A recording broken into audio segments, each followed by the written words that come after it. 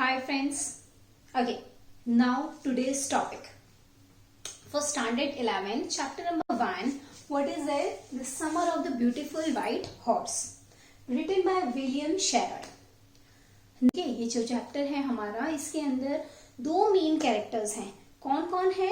एक है मुराद and the other one is Arams.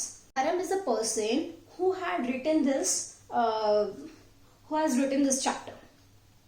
Okay, now let us first consider कि ये जो चैप्टर है इसके अंदर two characters are there. Which are they? One is Aram and the other one is Murad. Okay, both of them are cousin. Now firstly it starts. सबसे पहले क्या हो रहा है? बहुत अच्छा एटमॉस्फेयर है. Aram is 9 years old. Okay, और it's a summer days. Okay, सुबह सुबह बहुत अच्छा एटमॉस्फेयर है.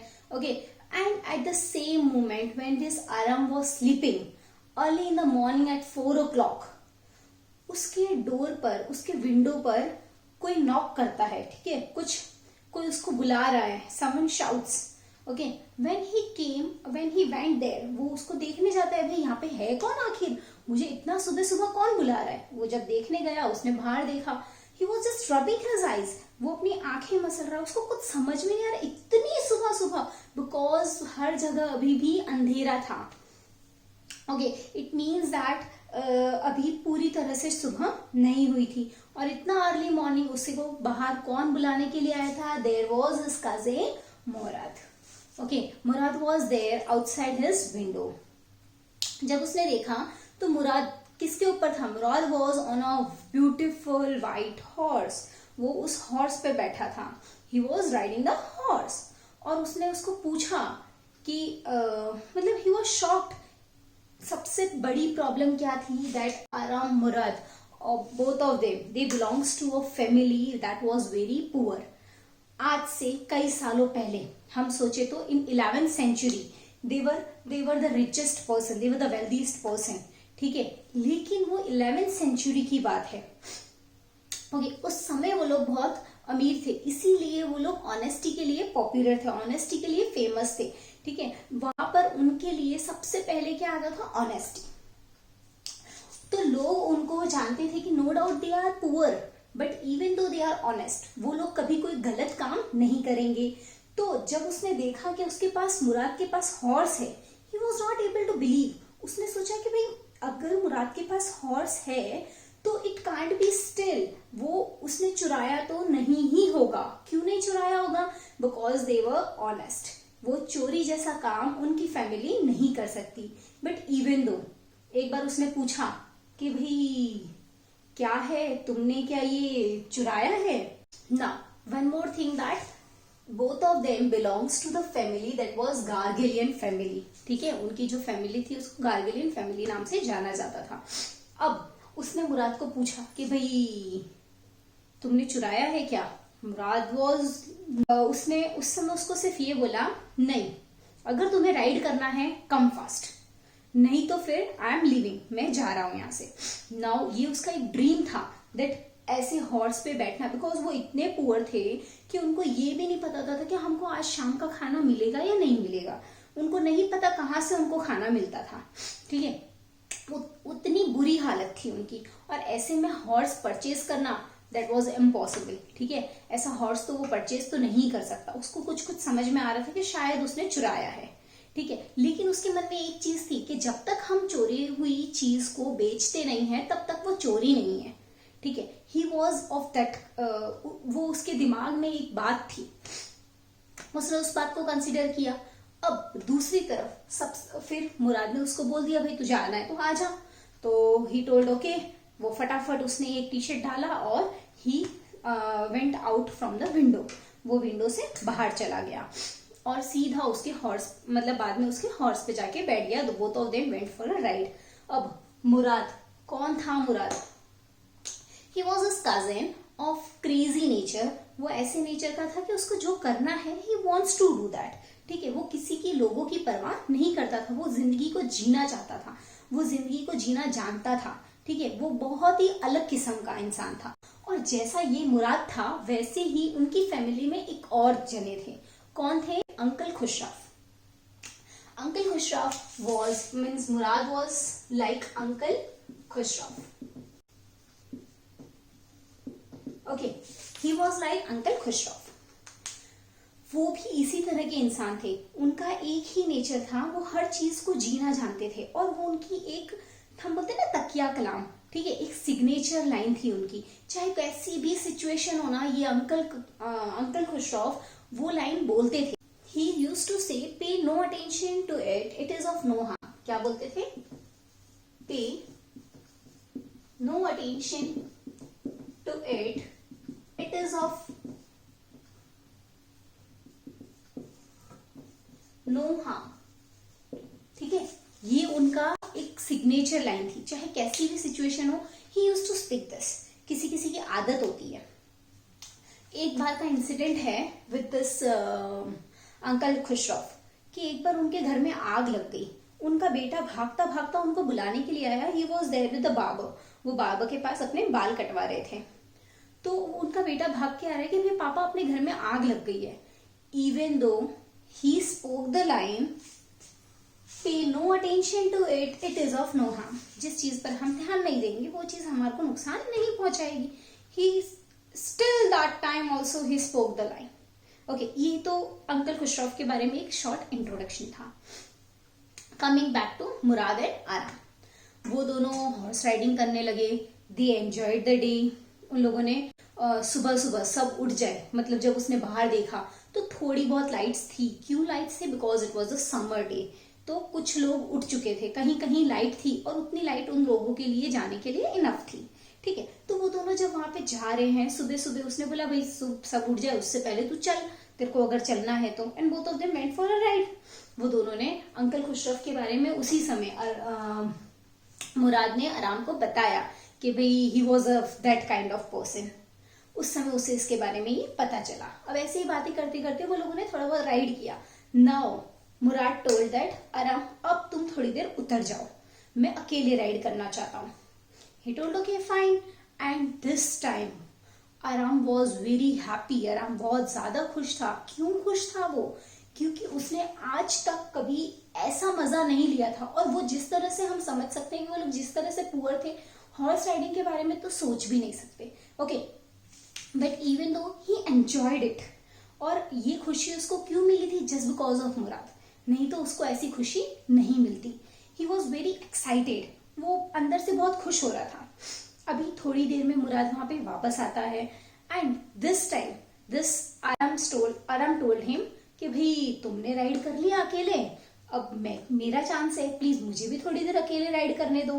ही टोल्ड ओके फाइन, लेकिन तुमको चलाना आएगा? बोले हाँ कोई बात नहीं, मैं मैनेज कर लूंगा। ही ट्रस्टेड हिम, उसको दे दिया। अब उसने हॉर्स राइड किया, थोड़ी दूर तक तो अच्छे से चला, फिर हॉर्स ने उसको फेंक दिया एंड हॉर्स रैन अवे। अब मुराद फटाफट वहां पे भागा। उसने बोला भाई मुझे तुम्हारे गिरने की चिंता नहीं है, मुझे तुमसे ज्यादा उस हॉर्स की चिंता है, इसलिए मैं तो उसको ढूंढने जा रहा हूं और तुम भी उसको ढूंढने जाओ। जिसको पहले मिलता है वो यहाँ पर आ जाएगा, इस जगह पर हम आ जाएंगे। He told okay fine. And Mourad थोड़ी देर में वो हॉर्स के साथ में वहां पर वापस आता है, उसको हॉर्स मिल जाता है। अब इसी तरह से थोड़े दिनों तक चलता रहता है। Both of them used to. अब उसने पूछा आराम ने कि भाई क्या तुम इसको सेल करने वाले हो? तो ही टोल्ड कि नहीं, अभी मेरा ऐसा कुछ इरादा नहीं है, देखता हूँ। और उसने पूछा भाई तुम कहाँ रखोगे इसको? बोले वो सब मैं देख लूंगा, मैं मैनेज कर लूंगा। तो ही टोल्ड नहीं, प्लीज मुझे हॉर्स सीखना है, तुम 6 महीने तक तो इसको सेल करने के बारे में सोचना मत। ही टोल्ड ओके फाइन। वो दोनों रोज इसी तरह से सुबह सुबह एंजॉय करते मिलते थे। अब एक दिन वन इवनिंग, ठीक है, one evening there came 2 guest in Aram's house. Aram के घर पे 2 गेस्ट आए। कौन थे? वन वॉज अंकल खुशरफ, जो कि चाय पी रहे थे, और दूसरा कौन था? There was John Byro. 2 person came, Uncle Khusraw and the other person was John Biaro. Okay, John Biaro. अब ये जो 2 जने थे, ये दोनों आपस में बातें कर रहे हैं अंकल प्यारो आके बोल रहे भाई मेरा ये बहुत प्यारा हॉर्स था, वाइट कलर का, इतना सुंदर हॉर्स था, और पता नहीं 1 महीने से वो मिल रहा नहीं है, मुझे तो कहीं पे भी नहीं मिल रहा, मैं परेशान हो गया हूँ उसके लिए। हियरिंग दिस आराम रन अवे फ्रॉम देयर, वो फटाफट मुराद के पास गया। उसने मुराद को जाके, उसको सब चीज समझ में आ गई, शायद ये अंकल का ही हॉर्स है। उसने मुराद को जाके सारी बात करी कि भाई हमको क्या करना चाहिए, हमको या तो ये अंकल को लौटा देना चाहिए या फिर हमें इसको बेच देना चाहिए, कुछ तो करना है। बट इवन दो अभी भी आराम को उसको सीखने की इच्छा थी कि नहीं मुझे हॉर्स राइडिंग सीखनी है, तो उसने बोला एक काम कर। दोनों ने डिसाइड किया कि चलो भाई अपन जैसा चल रहा है वैसा चलता रहेगा, अपन अभी भी उसको राइड करेंगे। 2 दिन बाद अचानक ये दोनों राइड कर रहे थे and suddenly there came John Byro, जिसका वो हॉर्स खो गया था। उसने इन दोनों को देख लिया। अब क्या होगा, वो तो देख चुका है इन दोनों को। उसने देखा, फिर उसने देखा कि भाई ये तो बिल्कुल, उसको जाके बोल रहा है दोनों बच्चों को कि ये बिल्कुल मेरे हॉर्स के जैसा है, he it is same like my horse. फिर उसने उसके तित खोल के देखे तो उसके तित का पैनल भी उसको सेम लगा, तो ही टोल्ड के उसके दांत भी सेम है, पूरी तरह से ये बिल्कुल मेरे हॉर्स का ट्विंस है। लेकिन I know that this is not my horse, शायद तुम्हारी जगह कोई दूसरे होते तो मैं ये सोच सकता था कि ये मेरा हॉर्स है, लेकिन तुम लोगों को तो मैं जानता हूँ, तुम्हारी फैमिली के बारे में मैं जानता हूँ, that how honest you are and how truthful you are. तुम तो कभी झूठ बोलोगे नहीं, तुम तो बहुत ऑनेस्ट हो, तुम कभी चोरी करोगे नहीं, इसलिए मुझे ट्रस्ट है कि ये तुमने चुराया नहीं है, ये मेरा हॉर्स नहीं है। And uncle Byro went away from there. अब क्या होगा, दोनों बच्चे डर गए। ओके, दे थॉट दैट भाई अंकल ने अपन को देख लिया है, लेकिन हमारी फैमिली की ऑनेस्टी के कारण हमें पकड़ा नहीं है। बोथ ऑफ देम डिसाइडेड कि भाई हमें अब कुछ करना होगा। तो second day they went to the John Byro's house. वो हॉर्स जहाँ था वहीं उसको बांध दिया दोनों ने, और वो दोनों वहां से चले गए। दूसरे दिन मॉर्निंग में अंकल ब्यारो उठ के देखते हैं तो भाई उनको अपना हॉर्स वहां पे मिल जाता है। एंड दस वो आके यही बात वापस से खुश खुश होकर very happily he told to uncle Khosrove. Okay, अब व्हाट इज द मोरल। हम लोगों को अगर ये क्वेश्चन पूछा जाए कि भाई बच्चों ने हॉर्स क्यों रिटर्न किया, what was the reason, here the chapter completes. ठीक है, यही उसके बारे में स्टोरी थी कि उन लोगों ने व्हाइट हॉर्स के साथ बहुत एंजॉय किया, they enjoyed it very well. और फिर बाद में जब उनको लगा नहीं we should give it back to uncle John Byro, they return it back. अभी क्या होगा कि व्हाट वाज द रीजन, क्यों उन्होंने लौटा दिया, क्या अपने फैमिली के नाम के लिए, ऑनेस्टी प्रूव करने के लिए कि नहीं भाई हमारी फैमिली पे कलंक लग रहा है, एक गलत चीज लग रही है हमारी फैमिली पे, ठीक है, गलत नाम लग रहा है, ये सोचकर उन्होंने रिटर्न किया था, या वो दोनों डर गए थे। व्हाट इज द आंसर, उन लोगों को एक पल के लिए ये रियलाइज जरूर हुआ कि हम हमारी फैमिली का नाम बदनाम कर रहे हैं, हम लोग ऑनेस्टी के लिए फेमस हैं, हमें ये चीज नहीं करनी चाहिए। उनको ये चीज का रियलाइज हुआ, लेकिन the second thing, the main thing was they both got frightened, वो दोनों डर चुके थे, इसीलिए उनने फटाफट जाके वो हॉर्स उनको रिटर्न कर दिया। Okay, that is clear.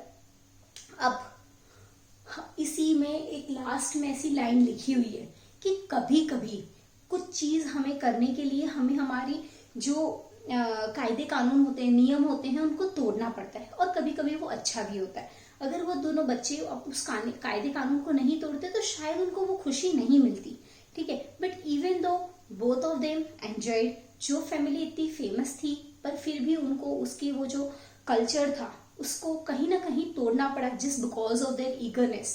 Okay, just because they love to ride horse. Clear है? Thank you. If you are having any doubt, you can ask me in the comment section. I will give you the answer. Thank you.